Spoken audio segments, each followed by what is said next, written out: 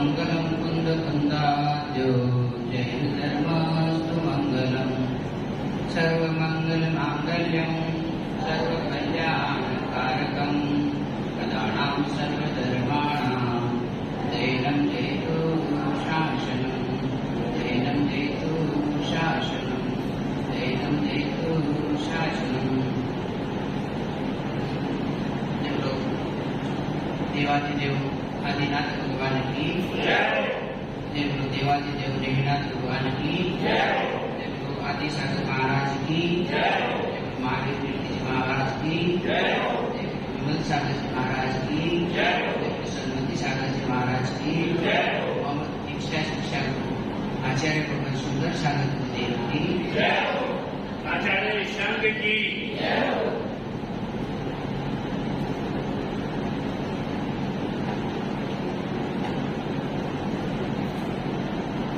गुरु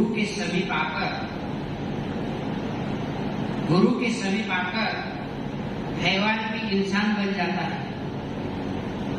गुरु के समीप आकर हैवान भी इंसान बन जाता है।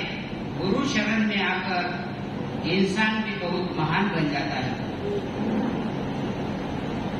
इन गुरु की क्या महानता, क्या वरदान करे बंधुओं। इनके चरणों में आकर तो पत्थर भी भगवान बन जाता है। मैं भी ऐसा ही खजान का पत्थर था और न जाने आचार्य भगवान शिल्पी के रूप में वो पत्थर में भी मुझे उनको भगवान दिखा और उन्होंने ऐसा ही मैं आपके जैसा ही पूजा करने वाला आज पूज्यता को प्राप्त कर दिए।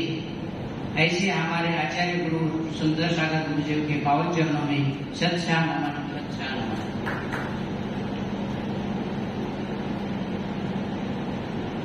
सोता क्या है चेत रे प्राणी, सोता क्या है चेत रे प्राणी, मौका ऐसा न मिलता।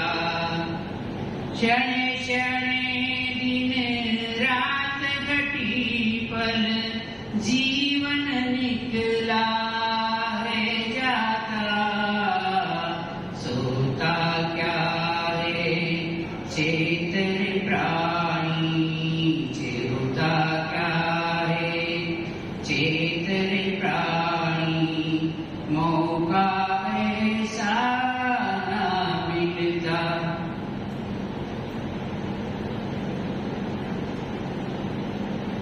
जो सोया हुआ है वो तो एक आवाज में उठ जाएगा, लेकिन जो सोने का नाटक करता है वो पूरी जिंदगी निकल जाएगी, लेकिन वो उठने वाला है नहीं। तो जागो महाराज जी, हम तो जागे हैं, जागे तो है लेकिन जागे नहीं है। तन रूपी इस पिंजर से जब, तन रूपी इस पिंजर से जब प्राण पखेरु उड़ जाते, रोने वाले रोते रहते, रोने वाले रोते रहते, जीवन वे ना दे पाते। घरवाली गारे तक आती, घरवाली गारे तक आती, बेटा अग्नि लगाता है। सुंदर तन मरघट में जाकर राख राख हो जाता है। सोता क्या है चेत रे प्राणी, सोता क्या है चेत रे प्राणी, मौका ऐसा ना मिलता।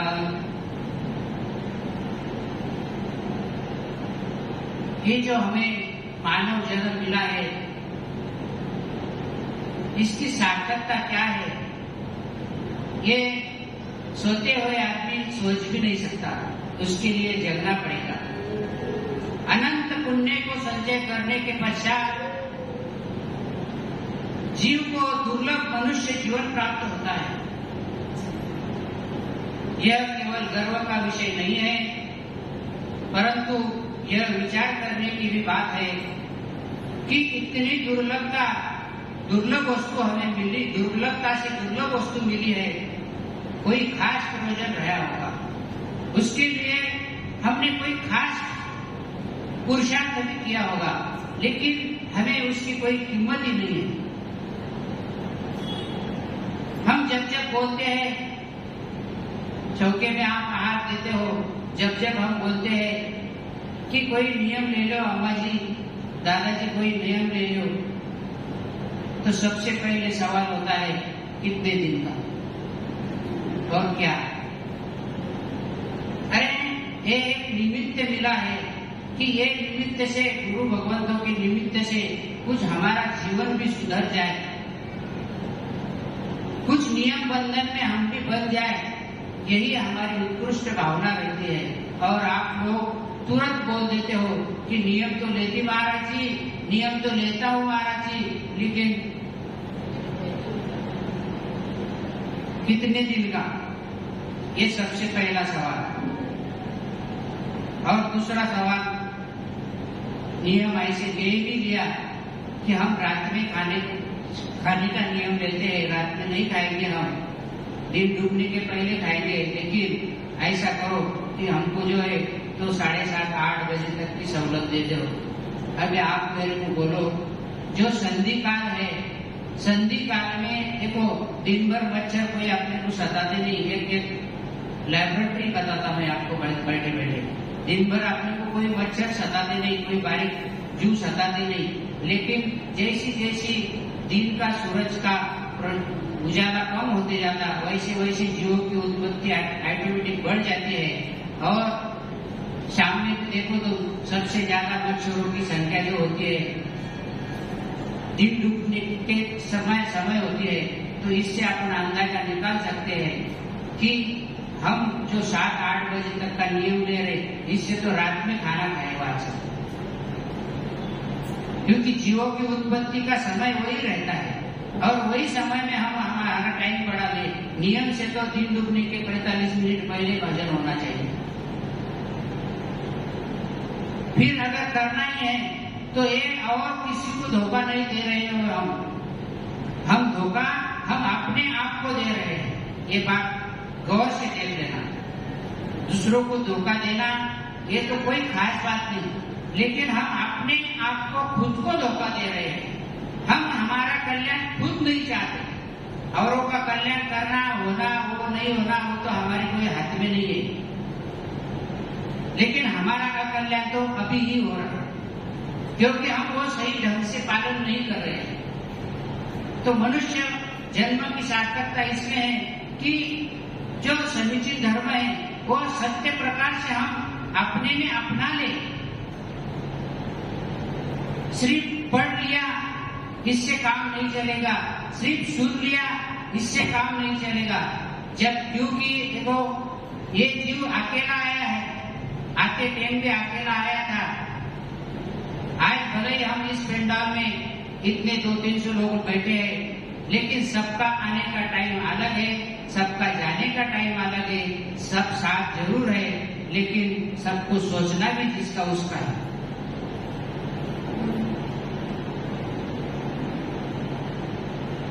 साथी बात, अरे ये तो हम हमारा दुर्भाग्य समझते हैं कि हम साधुओं को आज ये बात उनको बोलना पड़ रही है कि ये मत खाओ, वो मत खाओ, रात में खाना मत खाओ।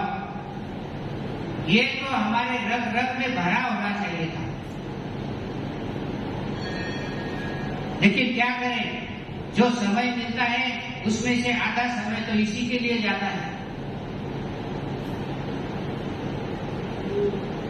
जरा हमारे पूर्वज देखो, संसार करते हुए भी अपने अपने धर्म का पालन करते थे। तो मुझे एक समझ में नहीं आती है कि ये प्रगति हो रही है या अधोगति हो रही है। ये सवाल अपने अपने हृदय से पूछो कि सब तो सुधर गया, एक घर के 4 घर हो गए, एक हाथ के 4 हाथ हो गए, बच्चे हो गए, बूढ़े हो गए, सब कुछ बदल गया, लेकिन वो नहीं बदला जो हम बदलना चाहते थे। क्यों नहीं बदला? क्योंकि हमने जो दिशा है वो दिशा तय नहीं करी कि हमें क्या करना है, किन प्रयोजन, हमारा जीने का प्रयोजन क्या है। देखो, अगर हमने दिशा तय कर ली है तो वो प्रयोजन आपका सिद्ध हो जाएगा। अगर आपका प्रयोजन है मुझे बहुत अच्छी तरह से संसार करने का है तो संसार का प्रयोजन आपका हो जाएगा, लेकिन मोक्ष मार्ग नहीं होगा। अगर आपने तय कर लिया है मेरे पास 2 व्हीलर है तो 4 व्हीलर तो आ जाएंगी, लेकिन मोक्ष प्राप्त नहीं होगा। अगर आपने तय कर लिया है कि मेरे पास 1 फ्लैट है तो मेरे पास 4 होना, 4 तो मिल जाएंगे, लेकिन मोक्ष मार्ग नहीं आएगा। इसके लिए देखा देखी से धर्म नहीं होगा। हम क्या करते हैं, निसर्ग के भी खिलाफ चलते हैं। देखो, निसर्ग ने हमको क्या दिया है, कान 2 दिए हैं, आंखें 2 दिए हैं, लेकिन मुंह 1 दिया है। सुनो ज्यादा, बोलो कम, लेकिन हम उसके उल्टा करते हैं। करते हैं क्या नहीं करते हैं? निसर्ग भी हमें बहुत कुछ सिखा देता है, लेकिन हम सीखेंगे जब हम विद्यार्थी बन के रहेंगे तो सीखेंगे। हम हेडमास्टर बन के देखेंगे तो कोई सिखाने वाला मिलने वाला नहीं। जन्म मरण के चक्कर से छुटकारा पाने के लिए एक यही मनुष्य योनि ही कार्यकारी है, और कोई योनि से तुम मोक्ष मार्ग की साधना नहीं कर सकते। अरे ये मनुष्य योनि को देवलोक भी तरसते हैं।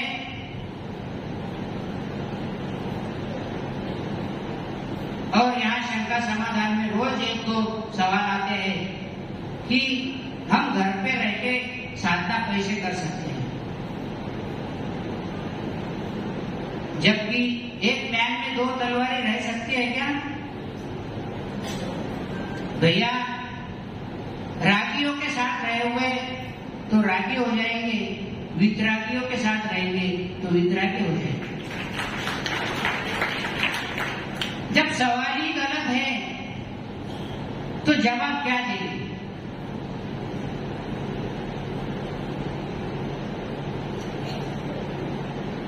कल वैयावृत्ति में कुछ युवा लोग आए थे, तो रात में तो हमारा मौन रहता, लेकिन मैंने कुछ लिख के उनको सवाल जवाब किए तो बड़े ही अजीब थे।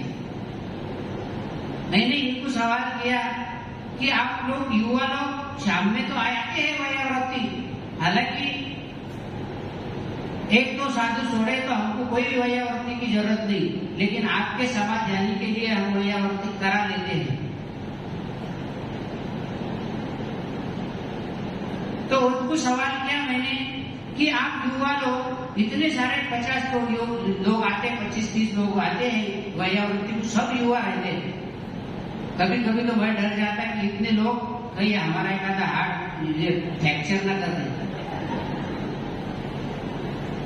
तो मैंने सवाल किया उनको कि आप लोग वैयावृत्ति में तो आते हो, जंगल जाने के लिए तो आते हो, प्रवचन के लिए क्यों नहीं आते हो? तो उन्होंने जवाब दिया कि महाराज जी, जिसकी उसकी चॉइस रहती और हमारी चॉइस और कोई महाराज है। तो मैंने उनको पूछा, और कोई महाराज तो हो सकते हैं, लेकिन हमारे में क्या कमी है? क्या हम 28 मूल गुणों का पालन नहीं कर रहे हैं? तो फिर उन्होंने हाथ जोड़कर कहा, नहीं महाराज जी, ऐसी कोई बात नहीं, आप लोग नाराज होते।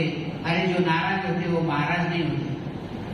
हमारे तो पूरे संघ की यही प्रबल भावना है कि ये जो नौजवान के लिए आचार्य भगवंतों ने भी कहा था कि नौजवानों के लिए हम एक कोई खास प्रोजेक्ट करके खास प्रवचन रखेंगे, या कि उनका जो मन है वो धर्म के ओर आकर्षित हो। और हम नौजवानों को ही क्यों बदलना चाहते हैं, इसके पीछे भी हमारा बहुत बड़ा राज है। देखो, अगर ये काका जी को बदलना है ना, शांतिलाल जी, क्योंकि एक ही नाम उपट है हमारा, शांतिलाल जी को बदलना है ना, तो ये है सूखा बाबू। इसको झुकाने के लिए एक आधी बार झुक भी सकता, नहीं तो फिर टूट भी सकता। और ये हमारे दूसरे भैया जी बैठे विजू भैया, अगर इनको झुकाने का बोले तो यूं दबा दिया तो झुक जाएगा, ना टूटेगा और झुक भी जाएगा।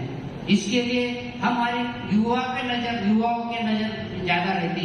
जब ये सवाल होने के बाद मैंने बोला कि भाई युवा लोग सब प्रवचन के लिए आते जाओ, तो नहीं महाराज जी, हम जो है ना, तो प्रवचन हमारे महाराज जी का, ये कल की ही बात है, हमारे महाराज जी का हम ऑनलाइन देख लेते हैं। आप मेरे को बताओ, जो हमें प्रत्यक्ष में चीज मिल रही है, प्रत्यक्ष आचार्य भगवंतों की वाणी सुनने को मिल रही है, वो परोक्ष में मजा आएगी क्या?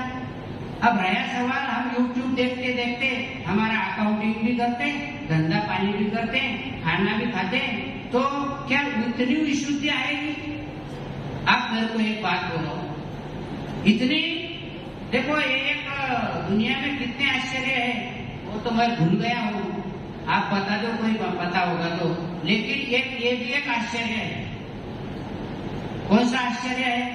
कि इतनी जो महिला बैठी है 100-200, इतनी 200 महिलाओं के लिए 200 पुलिस खड़ी कर दो, एक शब्द में भी इनका बंद हुआ, बोलना बंद हो गया,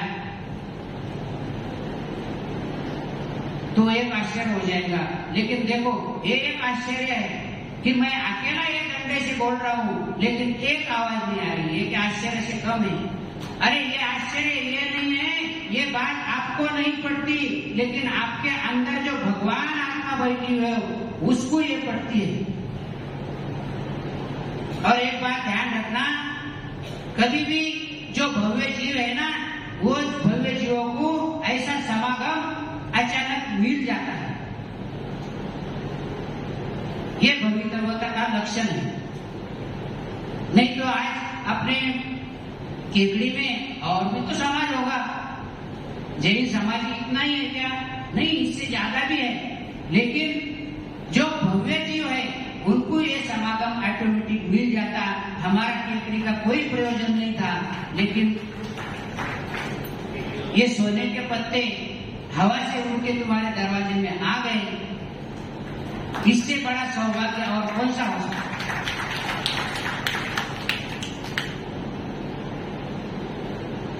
ये सच्चाई है। हम जो बोलते हैं ना, ये मेरा, ये मेरा, ये मेरा, ये मेरा, कब तक है हमारा? ये जब तक आंख खुली है, जब तक सब हमारा है। जब ये आंख बंद हो जाएगी तो सब। मैं ये स्टेज पर अभी बैठा हूँ, मैं उदाहरण इसके लिए नहीं ले रहा हूँ कि ये 8 दिन से यही चल रहा है, जन्म और मरण, जन्म और मरण। तो हो सकता है किसी के भाव दुख जाएंगे, इसके लिए आप किसी के ऊपर न लेते हुए मैं मेरे ऊपर ही उदाहरण लेता हूँ कि अभी मैं सुखदेव सागर और कुछ क्षणों के बाद अगर मेरी मृत्यु हो जाए तो ये सुखदेव सागर नहीं रहेंगे, बोलेंगे डेड बॉडी को उठाओ, अपने पे घटाओ। जिसको आप अपना कहते हो ना, ये बेटा मेरा, ये बहू मेरी, ये अर्धांगिनी मेरी। कौन अर्धांगिनी? अर्धांगिनी किसको बोलते हैं? थोड़ी शब्द का, भाषा का प्रयोग अलग हो सकता है, लेकिन भाव का प्रभाव समझो। अर्धांगिनी उसको बोलते हैं हमारे महाराष्ट्र में कि जो धर्मपत्नी है उसको अर्धांगिनी बोलते हैं। हम मानते हैं कि धर्मपत्नी भी मेरी, लेकिन वो भी हमारी जब डेड बॉडी बाहर निकाले जाएंगी तो वो भी सिर्फ दरवाजे तक आएंगी। हालांकि कोई 40-50 साल पुरानी बात है कि उन्होंने कसम खाई थी कि जन्म तक मैं यही पति होना मैं, फिर वो शराबी क्यों नहीं होता? यही तो गलती हो रही, यहाँ तो गलती हो रही हमारी अम्माओं की। अरे ये मनुष्य भाव मिला है तो ये श्री पर्याय छेदने का प्रयास करना चाहिए। श्री पर्याय तो छेदने का प्रयास नहीं करते, वापिस उनको ये कुश्ती जोड़ते हैं कि यही पति मेरे को 60 भाव तक मिलना चाहिए। तो ऐसा तो नहीं हो सकता ना। इधर बोलते हो कि मेरे को श्री पर्याय छोड़ के मेरे को पुरुष पर्याय मिल के मैं मुनि बनकर डगर डगर के पीछे कमंडो लेके घूमू, तो ऐसा तो नहीं हो सकता। जब तुम भावनाएं नहीं करेंगे कि मेरी ये श्री पर्याय का छेदन हो जाए और मैं पुरुष पर्याय में आके मुनि धर्म धारण करके अच्छा सा धर्म का पालन करके मेरे भी जीव का मुक्ति हो जाए, तो आप सोचते तो ये हो और करते तो ये हो, तो कैसा होगा? इसमें सम्यकता कहाँ से आ गई? तो क्या है, हमको ये जरूरी है, क्या जरूरी है, हमारा माइंड सेट करना पड़ेगा। और जो दिशा से हमने तय किया है, निश्चित किया है, वो दिशा में हम प्रयास जब करेंगे जब हमने वो चीज की तैयारी की है। जैसा आज आपके पास चौका है तो तुमको 2 दिन पहले या 1 दिन पहले या घंटा भर पहले सोचना पड़ेगा ना कि मेरे को चौके में क्या क्या करना है। तो वो हिसाब से आप प्रयोजन करेंगे, वो हिसाब से सामग्री जमाएंगे, वो हिसाब से वो पदार्थ तैयार होगा। अगर हमारी कोई दिशा ही नहीं है तो ये दिशाहीन जीवन हमें कहाँ लेके जाएगा, उसका ना तो तुम्हें पता है ना हमें पता है। हमें तो पता है, अगर पता नहीं होता तो आज हमारे संघ में 25 साल की उम्र से 85 साल तक उम्र के सालों के हैं, इनको तो पता जरूर है। आज माता जी हमारे 25, 30 साल की उम्र है। अरे इनकी उम्र तो ऐसी है कि आज जींस टी शर्ट पहन के कोई ठेले पे उन्होंने ये खाना चाहिए था, भेल पकौड़ी खाना चाहिए था, लेकिन उनको वैराग्य आ गया और आज कहाँ दिख रहे हैं?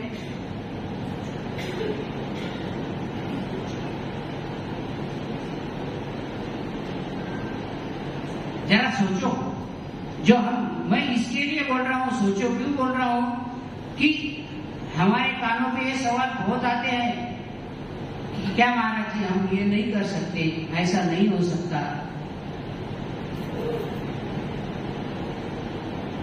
क्यों नहीं हो सकता?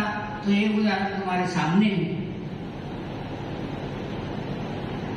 इनकी उम्र क्या है? आज खेलने कूदने की उम्र थी, वो उम्र से वो संघ से जुड़ गए और आज संघ से जुड़ के आज एक माता जी ऐसी है कि एक विषय पे आप रो देंगे। अच्छा, सिर्फ ज्ञान ही है क्या? नहीं, आचरण में।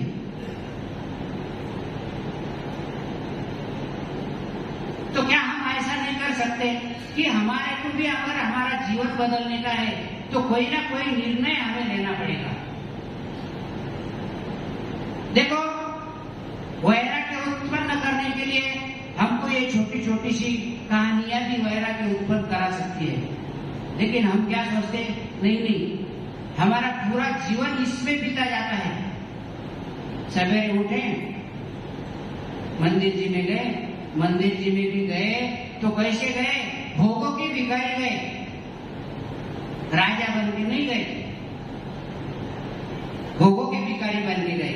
अरे मंदिर में जाने के बाद तो जब भगवान के सामने जाते हो तो कैसे भाव होना चाहिए और कैसे होते हैं? हमारे भाव रहते हैं कि मेरा ये काम हो जाए, ये मेरा काम हो जाए, ये भोगों के भिखारी। हमारे भाव तो ऐसे होना चाहिए, जब दृष्टि पड़ी प्रभु जी तुमको, मुझको स्वभाव का भान हुआ, सुख नहीं विषय भोगों में, तुमको लग ये ज्ञान हुआ, जल से फल तक का वैभव आज त्यागने हुआ, होकर निराश सब जग भर से, अब शीत शरण में मैं आया। क्यों हमारी कामनाएं पूरी नहीं होगी? लेकिन हमने ऐसा कभी सोचा ही नहीं। हम जब भी भगवान के सामने जाते हैं तो आंखें बंद करके बैठ जाते हैं। क्यों? अरे देखो, आंखें बंद मत करो, आंखें देखो कि उन्होंने कैसे बैठे हैं, उनके पांव सब ऊपर है, कौन सी मुद्रा में बैठे, हाथ पे हाथ रख के थमे बैठे हैं, और जो दृष्टि भी है वो नासायत्र दृष्टि है। कोई देखने का बाकी नहीं रहा, कहीं जाने का बाकी नहीं रहा, कोई काम करने का बाकी नहीं रहा। और हम तो बस बड़ी मुश्किल से तो मंदिर में आए, बड़ी मुश्किल से दर्शन लिया, और ऐसे आए और ऐसे गए, और फिर बोलते हैं कि वो कोड़ तो चले गया था उनका गंदोलक लगाने के बाद, लेकिन हमारा तो पेट दुखना भी बंद नहीं हो रहा। कैसा होगा? जब हमारा श्रद्धा ही नहीं, हमारे पास समय ही नहीं, तो कैसा होगा? आप ग्रस्त अवस्था में हो, मैं बहुत बड़ी ऊंची बात तो नहीं कर सकता।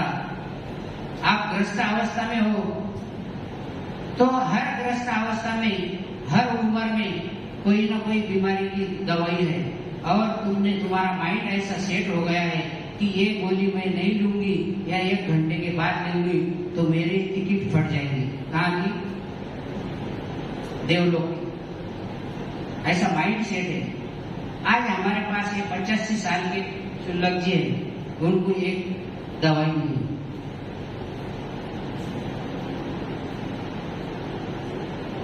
माता जी लोग है, ये उम्र में तुमको उठते बैठते राम याद आता। हमारे कोई माता जी को 80 साल के माता जी को भी हाथ पकड़ के उठाना नहीं पड़ता, वो खुद उठ जाती है। कौन सी दवाई है उनके पास? अरे उनके पास ये दवाई है कि वो समझ चुके हैं, उन्होंने अपना माइंड सेट चेंज कर दिया है, और हमने माइंड सेट ये कर दिया है। लेकिन बहुत बड़ी गलती क्या हो रही है हमारी, कि हम डॉक्टर के पास जाते हैं, डॉक्टर के पास जाने के बाद में तो बताते हैं, वो तो हाथ भी नहीं लगाता, लेकिन 500 की नोट तो पहले छीन लेता, और बाद में बोलता बोलो क्या तकलीफ है। कुछ दिन डॉक्टर साहब ये तकलीफ है, वो एक अपना चिट्ठी थमा देता है हाथ में, ये दवाई वो भी मेडिकल से लो, 500 में कुछ नहीं, वो अलग सा चार्ज। फिर वो दरवाजे तक जाता है और कुछ फिर वापस आता है, डॉक्टर साहब ये दवाई कब तक लेने की? तो डॉक्टर साहब बोलते हैं जब तक तुम्हारा जो ताप है ना, बुखार कम नहीं होता तब तक ये दवाई लेने की है। ऐसा ही हमारे मोक्ष मार्ग में भी आपके सवाल रहते हैं कि पूजा अर्चा कब तक करने की है? जब तक करने की है जब तक हमको मोक्ष की प्राप्ति नहीं होती है, जब तक हमको पूजा भी करना है, और रोज उसमें बढ़ोतरी होना चाहिए। देखो आचार्य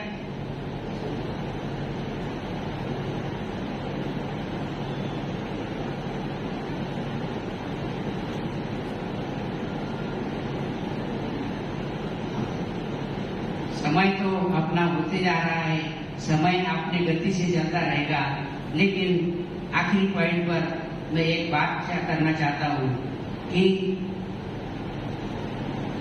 जो हमारा जीवन है ये अनंत संसार हम क्यों हो रहे हैं, तो उसका सीधा सीधा अगर बोलने जैसा तो बहुत कुछ है, लेकिन समय अपनी गति से दौड़ता है और हमें आचार्य भगवंतों का भी सुनना है। इसी के लिए हम थोड़ा सा एक पॉइंट बोल के मैं यहाँ विराम लूंगा कि ये जो परिस्थिति उत्पन्न हुई है क्यों हुई है।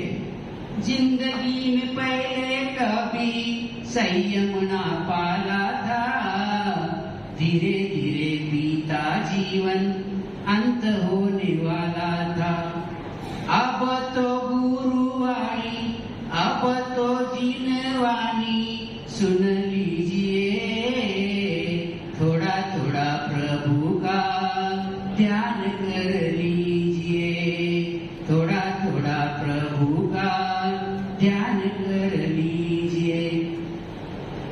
सबका जीवन रत्नात्रय हो। इसी मंगलमय भावना के साथ मैं आज यहाँ पर विराम लेता हूँ। जय बोलो आचार्य भगवान सुंदर सागर गुरुदेव की।